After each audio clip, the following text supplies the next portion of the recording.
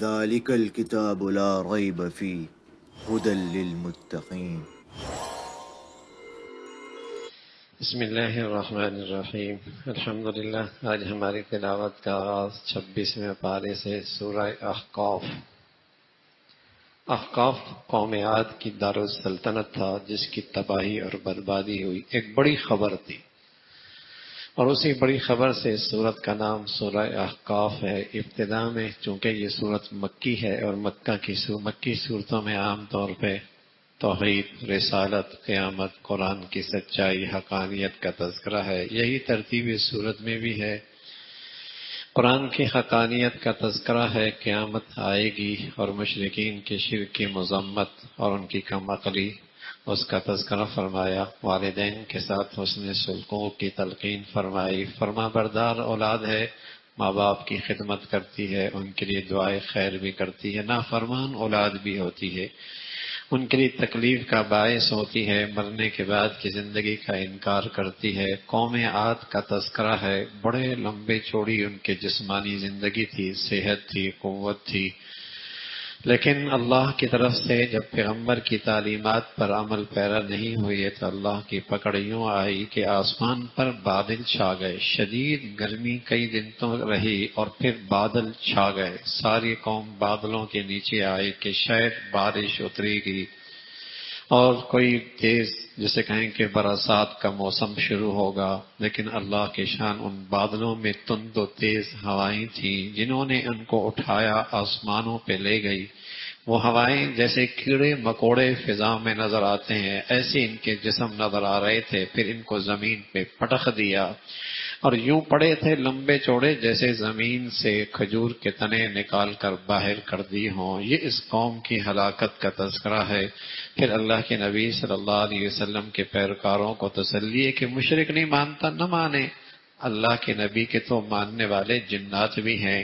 آپ ایک وادی میں قرآن کی فجر کی نماز پڑھا رہے تھے، جنات کی ایک جماعت آئی، قرآن سنا، بڑی متاثر ہوئی، خود بھی ایمان لے کے آئی، دائی بن کے وہاں اپنے قوم کے پاس گئی کہ ایسا کلام سنا ہے، ایسا کلام ہے جس میں اللہ کے پیغام، اللہ کے وحدانیت کا تذکرہ ہے، تو اس کا تذکرہ فرمایا۔ پھر سورہ محمد ہے، اس کا دوسرا نام سورہ قتال بھی ہے۔ کافر بھی لڑتا ہے، مسلمان بھی لڑتا ہے، کافر باطل کی خاطر لڑتا ہے، مسلمان کفر سے حق کی حفاظت اور اس کی خاطر لڑتا ہے۔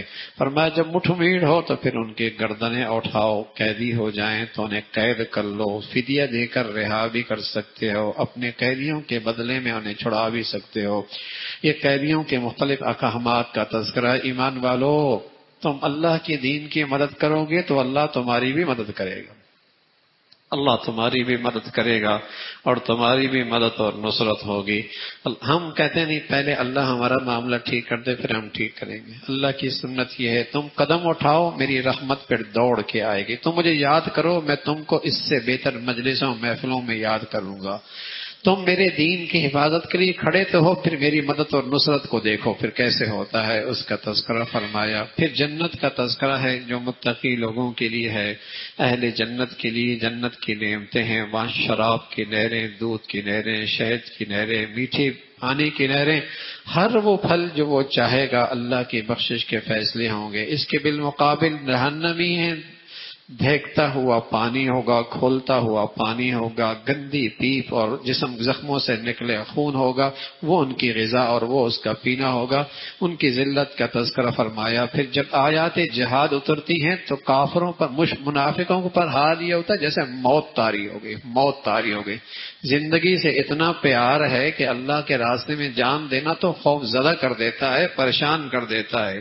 ان منافقین کا تذکرہ فرمایا، ان کی مذمت فرمائی۔ ایمان والو، اللہ اور اللہ کے رسول کی اطاعت کرو، تم اللہ کے راستے میں جان و مال کی قربانی نہیں دو گے تو اللہ کسی اور کو کھڑا کر دے گا۔ اللہ تو فقیر تھوڑی ہے، وہ تو بے نیاز ہے، محتاج تو تم ہو، وہ کسی اور کو یہ سعادت دے گا جو اس کے راستے میں جان بھی دیں گے، مال بھی دیں گے، عزت بھی دیں گے، سب کچھ قربان کریں گے، اس کے خزانوں میں کیا کمی ہے، یہ سعادت کسی اور کے حصے میں آ جائے گی۔ اسی کا تذکرہ فرمایا۔ پھر سورہ فتح کا تذکرہ ہے، سورہ فتح کا تذکرہ ہے۔ اور یہ سورہ فتح ایک خاص پس منظر رکھتی ہے۔ اللہ کے نبی صلی اللہ علیہ وسلم کو خواب آئی، اور خواب میں آپ نے دیکھا کہ آپ بیت اللہ کا طواف کر رہے ہیں، اپنے ساتھیوں کے ساتھ عمرہ کر رہے ہیں۔ آپ نے یہ خواب اپنے ساتھیوں کو سنائی، ساتھی خوش ہو گئے کہ بیت اللہ کا طواف ہوگا، عمرے پہ جانا ہوگا، اور نبی کی خواب سچی ہوتی ہے۔ لیکن اس خواب میں یہ بات طے نہیں تھی کہ کب ہوگا، یہ کب ہوگا، کس گھڑی ہوگا۔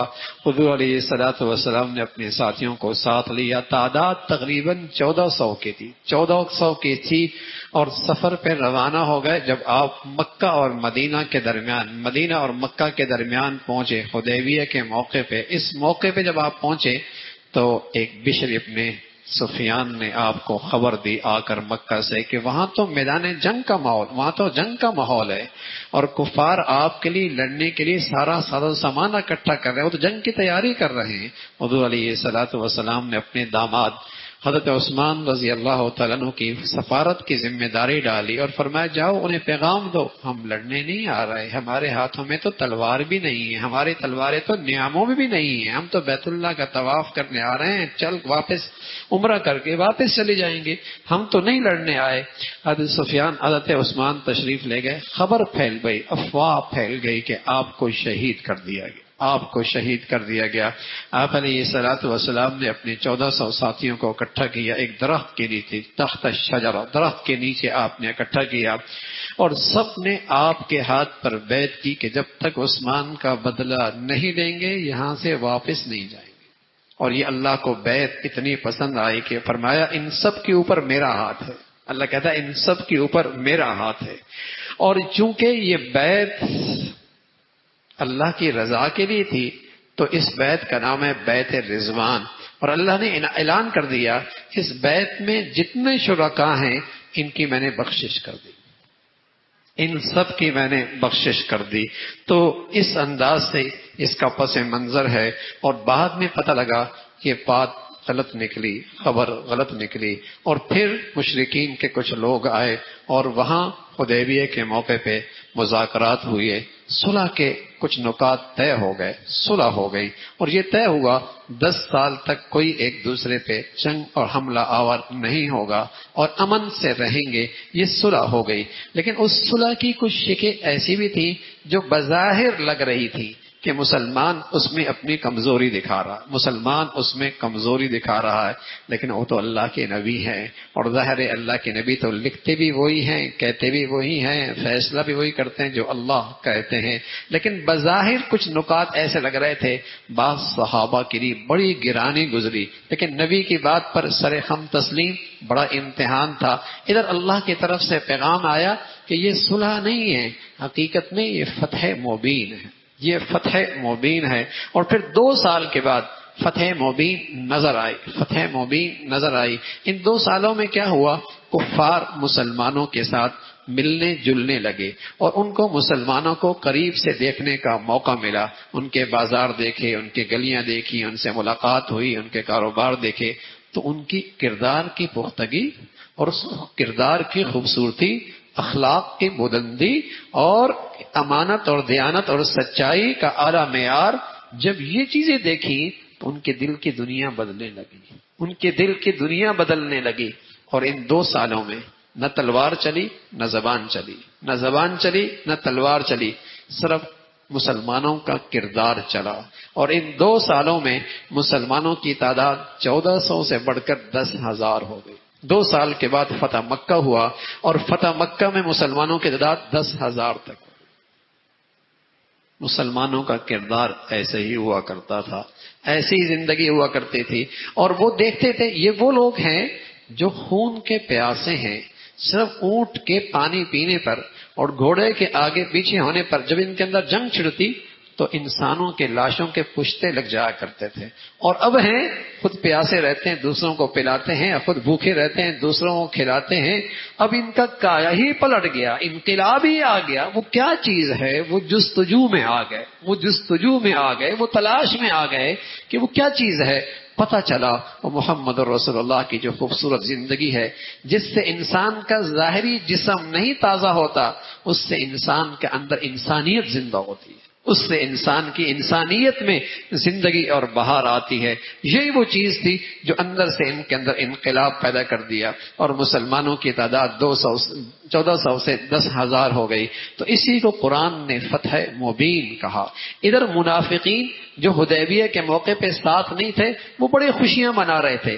مسلمانوں کا اب خاتمہ ہی ہو جائے گا. دشمنوں کے ہاتھ، کفار کے ہاتھوں میں، مشرکین کے ہاتھوں میں جائیں گے.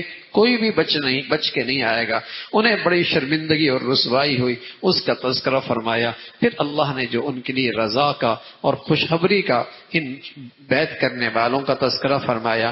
پھر اللہ رب العزت نے ایمان والوں کا پھر اللہ رب العزت نے فرمایا آپ ضرور بیت اللہ جائیں گے، بال بھی کٹوائیں گے، بعض بال منڈوائیں گے بھی صحیح. بیت اللہ آپ جائیں گے، مسجد حرام میں آپ ضرور داخل ہوں گے. اور پھر داخل ہوئے اور فتح مکہ کی شکل میں داخل ہوئے اور بڑے شاہانہ طریقے سے داخل ہوئے اور اس کا تذکرہ فرمایا. پھر اللہ رب العزت نے فرمایا دین اسلام تو دنیا میں آیا ہی دنیا میں غالب ہونے کے لیے. مسلمان دنیا میں اللہ کا دین غالب کرنے کے لیے، مسلمان دنیا میں اللہ کا دین غالب کرنے کے لیے. اس لیے کہ محمد رسول اللہ دنیا میں آئی اس لیے کہ اللہ کا دین دنیا میں غالب ہو جائے. اور انشاءاللہ قرب قیامت میں ایک دن آئے گا اسلام ساری دنیا پہ غالب آئے گا. لیکن وہ خوش نصیب ہیں جو اپنی اپنی زندگی میں آج اس میں اپنا حصہ ڈال رہے ہیں، جو اپنی اپنی زندگی میں آج اسلام کی کامیابی کے لیے اور اس کے غلبے کے لیے اپنا اپنا حصہ ڈال رہے ہیں. ایک دن یہ غالب تو ہوگا، لیکن جس نے حصہ ڈالا کل قیامت میں اللہ انہی میں اٹھایا جائے گا کہ یہ بھی اسلام کے غالب کرنے میں حصے دار تھے اور یہ بھی اسلام کے غالب ہونے میں شریک تھے. تو وہ محمد رسول اللہ کا مشن اللہ نے ذکر فرمایا کہ آپ کا دین دنیا میں غالب ہونے کے لیے آیا ہے، اس کا تذکرہ فرمایا. پھر جو مخلص مومن تھے ان کا تذکرہ فرمایا، ان کی خوبیاں. ان کے چہروں پہ عبادت کا نور ہے، ان کے چہروں پہ عبادت کا نور ہے. اور ان مسلمانوں کی ترقی سے کافروں کے دلوں میں جلن پیدا ہوتی ہے اور مسلمان کافروں کے لیے سخت ہیں اور آپس میں ایک دوسرے کے لیے رحم دل ہیں. مسلمان آپس میں ایک دوسرے کے لیے رحم دل ہیں. اور جب سے مسلمان آپس میں رنگ، نسل، وطن، علاقے، صوبائیت، وطنیت اور فرقوں کی بنیاد پر ایک دوسرے کا دشمن بنا ہے، غیروں کے لیے نرم ہے، اپنوں کے لیے سخت ہے. اپنوں کے لیے سخت ہے، غیروں کے لیے نرم ہے. مسلمان کی شان یہ تھی، مسلمان کے ہاتھ سے مسلمان کا خون نہیں بہتا تھا، مسلمان کے ہاتھ سے مسلمان نہیں زخمی ہوا کرتا تھا، اور مسلمان کی زبان سے مسلمان کا دل نہیں زخمی ہوا کرتا. مسلمان آپس میں نرم دل ہوا کرتے تھے. پھر سورہ حجرات کا تذکرہ ہے جو معاشرتی زندگی کے بہت سارے آداب اپنے اندر رکھتی ہے. اللہ کے نبی ہیں، فرمایا آپ سے کوئی پیش قدمی نہ کرے. کوئی بڑا بزرگ ہے، کوئی اللہ والا ہے، کوئی عالم دین ہے، اس سے آگے پیش قدمی کرنا بے ادبی کی بات ہے. نبی کی صحبت ہے، نبی کی مجلس ہے، وہاں آواز بلند کرنا بے ادبی کی بات ہے. کوئی بڑا محفل میں بیٹھا ہے، وہاں آواز بلند کرنا بے ادبی کی بات ہے. روضہ رسول پہ جا کر، حضور کے در پہ جا کر وہاں شور و غل کرنا بے ادبی کی بات ہے. اس ادب کو سکھایا. ادب با ادب با نصیب. اور پھر تذکرہ فرمایا کہ افواہ کے اندر تم شریک نہ ہونا، اس لیے کہ بہت ساری افواہیں بہت سارے فتنوں کا باعث بنتی ہیں. محض سنی سنائی بات کو آگے منتقل کر دینا، اور بس تمہارے موبائل پہ میسج آیا بغیر سوچے سمجھے، حدیث ہے یا نہیں، سچ ہے یا نہیں، یہ بات صحیح ہے یا نہیں، آگے پھیلا دیا. یہ افواہ سازی ہے، اس سے نقصان ہوتا ہے، اس سے بڑے بڑے نقصانات اور خطرات پیش آتے ہیں. اس کی مذمت فرمائی. اور پھر فرمایا کہ حضور علیہ الصلوۃ والسلام کے پیارے صحابہ کی تعریف فرمائی کہ ان کے ہاں ایمان دنیا کی ہر قیمتی چیز سے زیادہ قیمتی دولت تھی. ہر قیمتی چیز سے زیادہ قیمتی دولت ایمان تھی.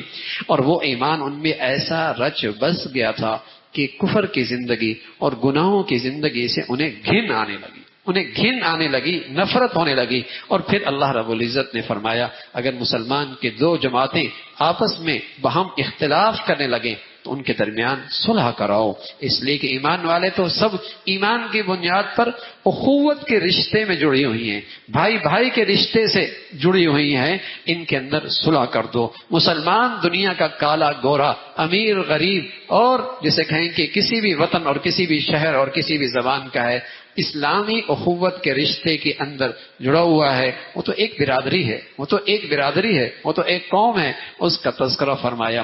پھر وہ جو مسلمانوں میں جس سے دل پھٹتے ہیں، جس سے مسلمانوں میں نفرتیں پھیلتی ہیں، جس سے مسلمانوں کے اندر کی محبتیں اٹھ جاتی ہیں، ان چیزوں کا طرف توجہ دلائی۔ مسلمانوں، کسی کا مذاق نہ اڑانا، کسی کا مذاق نہ اڑانا، اور کسی کی توہین نہ کرنا، کس کو برے ناموں سے مت پکارنا۔ ایمان والو، کسی کا مذاق نہ اڑانا۔ اللہ کے نبی صلی اللہ علیہ وسلم مذاق کرتے تھے لیکن مذاق اڑاتے نہیں تھے۔ مذاق کرنا، کسی کی دلجوئی کرنا، حوصلہ افزائی کرنا، اور اس کو اپنے سے مانوس کرنا، وہ تو اللہ کے نبی بھی کرتے تھے۔ فرمایا ایک بوڑھیا آئی، کہنے لگی یا رسول اللہ دعا کریں اللہ مجھے جنت میں لے جائے۔ فرمایا بوڑھی جنت میں نہیں جائے گی، رونے لگ گئی۔ ارے بھائی بوڑھیا تھوڑی جائے گی، جوان ہو کے جاؤ گی، جوان ہو کے جاؤ گی، اس انداز سے آپ نے فرمایا۔ لیکن ایسا مذاق اڑانا جس سے سامنے والا اپنے لیے توہین سمجھے اور اپنے لیے ذلت سمجھے، اور اس کے دل کے اندر پھر نفرتوں کا بیج بوتا ہے، پھر یہ زخم ہوتا ہے جو کسی چیز سے پھر پر نہیں ہوتا۔ اور توہین مت کرنا، کسی کی عزت نفس مجروح نہ کرنا، برے ناموں سے مت پکارنا، اس کا تذکرہ فرمایا۔ اور ساتھ فرمایا بدگمانی نہ کرنا، اور کسی کی برائیاں تلاش کرنے کے ٹو میں نہ رہنا، تلاش نہ کرنا اس کی برائیاں۔ اور ایمان والو، غیبت نہ کرنا، غیبت نہ کرنا، غیبت نہ کر، کسی کی پیٹھ پیچھے ایسا تذکرہ سامنے کریں تو اسے برا لگے، یہی غیبت ہے۔ کسی کی پیٹھ پیچھے ایسا تذکرہ سامنے کریں تو برا لگے، اسی کا نام غیبت ہے۔ غیبت نہ کرنا۔ فرمایا غیبت کیا گناہ ہے، اس کی شناعت، اس کی برائی۔ فرمایا ایسا ہے جیسے تم نے اپنے مردار بھائی کا گوشت نوچا، جیسے اپنے مردار بھائی کا گوشت کھایا، یہ تو ایسا بڑا گناہ ہے۔ اور رسول اللہ صلی اللہ علیہ وسلم فرمایا کرتے تھے الغیبت اشد من الزنا، یہ غیبت تو زنا سے بری چیز ہے۔ یہ وہ بنیادی چیزیں ہیں جس سے معاشرہ ٹوٹ پھوٹ کا شکار ہوتا ہے، جس سے گھروں میں نفرتیں پھیلتی ہیں، جس سے خاندانوں میں اختلاف بڑھتا ہے، جس سے معاشرہ نفرتوں کا شکار ہو جاتا ہے۔ یہی ساری وہ چیزیں ہیں۔ اور ایک بڑی چیز بس اوقات مال و دولت، اور بس اوقات خاندان اور حسب نسب، یہ آدمی کے اندر تکبر پیدا کر دیتا ہے اور غرور پیدا کر دیتا ہے۔ فرمایا یہ سارا حسب نسب یہ تو تعارف کے لیے ہے، اللہ کے ہاں معزز اور اللہ کے ہاں عزت دار اور اللہ کے ہاں شریف وہ ہے جس کے اندر تقوی بڑا ہے، جس کی زندگی میں پرہیزگاری زیادہ ہے، جس کے اندر خوف خدا زیادہ ہے، وہ اللہ کے ہاں زیادہ معزز اور زیادہ شریف ہے۔ فرمایا صرف زبان کے بول کے حد تک اسلام قابل قبول نہیں، دل ایمان تو وہ قابل قبول ہے جو دل میں رچ بس جائے، اور پھر وہ ایمان آپ کو اللہ کے راستے میں مال اور جان قربان کرنے کے لیے آمادہ کر دے۔ پھر وہ ایمان آپ کو اللہ کے راستے میں جان مال قربان کرنے کے لیے آمادہ کر دے۔ اور کبھی ہی خیال نہ رکھنا ہم نے کوئی بہت بڑا کمال کر دیا ہے اسلام لا کر۔ فرمایا اللہ کا کرم ہے تمہیں اسلام کی دولت مل گئی، یہ اس کی مہربانی ہے، یہ تمہارے گھر میں دولت آ گئی، یہ اس کا فضل ہے تمہاری جھولی میں یہ دولت گر گئی، تمہیں اللہ کا کرم ہے تمہاری ماں باپ مسلمان مل گئے، تو یہ تو اس کی مہربانی ہے، اس نعمت پہ اللہ کا شکر ادا کرو۔ اور پھر سورہ قاف کا تذکرہ ہے جس کے آغاز میں بتایا مرنے کے بعد زندگی ہے۔ انکار کیا کرتے تھے، انہیں تعجب ہوتا تھا، ہڈیاں بوسیدہ، نام و نشان مٹ گیا، پھر زندگی کیسی؟ فرمایا جو اللہ رب العزت زمین کی بنجر زمین سے نباتات اگاتا ہے، ان کے اندر زندگی پیدا کرتا ہے، وہ انسانوں کو بھی دوبارہ زندہ کرے گا۔ اور دیکھو جو زبان کے بول بولتے ہو نا، فرشتے بیٹھے ہیں دائیں اور بائیں، سب ریکارڈ محفوظ ہو رہا ہے، سب ریکارڈ محفوظ ہو رہا ہے۔ اور پھر جہنم کا منظرنامہ ذکر فرمایا، جب جہنم میں جہنمیوں کو ڈالا جائے گا، چیخیں گے، چلائیں گے، اور آپس میں ایک دوسرے پر الزام تراشی کریں گے۔ اللہ فرما رہا ہے جہنم یہ بھری جائے گی، جہنمیوں سے بھری جائے گی، نافرمانیوں سے بھری جائے گی، اور متقی اور پرہیزگار اور دنیا میں اللہ سے ڈرنے والے، جنت ان کے قریب کی جائے گی، اور انہیں انعامات ملیں گے اعمال کے بھی اور اللہ اپنے فضل سے اور بھی زیادہ عطا فرما دیں گے۔ فرمایا جن کو اللہ نے آنکھیں دی ہیں، سمجھ دی ہے، بوجھ دی ہے، وہ ان چیزوں سے نصیحت حاصل کرتے ہیں۔ پھر کئی ساری قسمیں اللہ نے کھائیں، اور قسمیں کھانے کے بعد کہا قیامت آنے والی، قیامت آنے والی ہے۔ کرنے قیامت کے بعد ایک زندگی ہے، وہاں جنتی جنت میں ہوں گے اور نہروں میں اور چشموں کے اندر ہوں گے، اور وہاں پھر ساتھ تذکرہ فرمایا جنہیں شب بیداری ملتی ہے اور شب رات کے تنہائیوں میں جنہیں تہجد کی دولت ملتی ہے، ان کی فضیلت ہے اور ان کا بلند مقام ہے۔ فرمایا رات عبادت میں گزارتے ہیں، سجدے اور رکوع میں گزارتے ہیں، اور سحری کے وقت اللہ سے معافی مانگتے ہیں۔ سحری کے وقت اللہ سے استغفار کرنا اس کا بڑا مقام ہے اور اس کی بڑی فضیلت ہے۔ یہ جنتیوں کی خاص خوبی ہے۔ قرآن میں 2-3 جگہ پر جنتیوں کو ذکر فرمایا اور ان کی یہ عبادت خاص طور پہ ذکر کی کہ وہ سحری کے وقت اللہ سے معافیاں مانگتے رہتے ہیں۔ ویسے تو بھائی پورا سال ہم جیسے گناہگاروں کو سحری کہاں ملتی ہے، لیکن اس سحری اور رمضان کی برکت ہے، سحری میں اٹھنا ہی ہوتا ہے۔ کیا ہی اچھا ہے کچھ گھڑیاں اس وقت موقع پہ اللہ کے سامنے، اللہ کے سامنے، اللہ کے لیے قربان، اللہ کے لیے رکھ لیں اور وہاں استغفار ہو جائے اور سچی ندامت ہو جائے تو اللہ کی ذات سے امید ہے جب جنتیوں کی اللہ عبادت نصیب فرما رہے ہیں تو اللہ جنت بھی نصیب فرما دیں گے۔ جب جنتیوں کی عبادت مل رہی ہے تو اللہ رب العزت جنت بھی نصیب فرما دیں گے۔ تو بڑی مبارک گھڑیاں ہیں، اللہ نے زندگی میں، صحت میں، ایمان کی حالت میں یہ گھڑیاں دے رکھی ہیں۔ اللہ ہمیں قدردانی نصیب فرما دے۔ اور پھر حضرت موسیٰ، حضرت ابراہیم علیہ السلام کے پاس فرشتوں کا آنا اور بیٹے کی خوشخبری سنا دینا، اور بیٹے کی خوشخبری سنا دینا، آپ کی اہلیہ کا تعجب کرنا، حیرت کرنا، اور مارے حیرت اور تعجب کے اپنے ہاتھ پیشانی میں مارنا، بیٹا، بوڑھی، یہ بوڑھا کیسا ہوگا؟ تو فرشتے نے کہا اللہ کی قدرت سے ہوگا، اللہ بڑا علیم ہے، بڑا حکیم ہے، اس کا تذکرہ فرمایا۔ سبحانک اللہم و بحمدک، نشہد ان لا الہ الا اللہ، نستغفرک و نتوب الیک۔